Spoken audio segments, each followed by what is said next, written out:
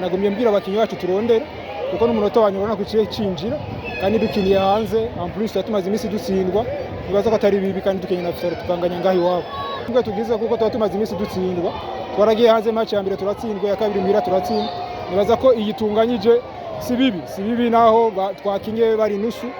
muga nibaza ko atari bibi tugiye gukosora match zikurikira turabe nibaza ko atari bibi nibaza ko nizo zibiri zadutsinze sinibaza ko zadutsinze ngo nuko zaturushije oya byarashize gusaba dutsinda kuko Imana iyo yahaye umuntu aratsinda muga nibaza ko gukina aho twakinye muga nkuko babivuga ati gukina no gutsinda nico cabuze nibaza yuko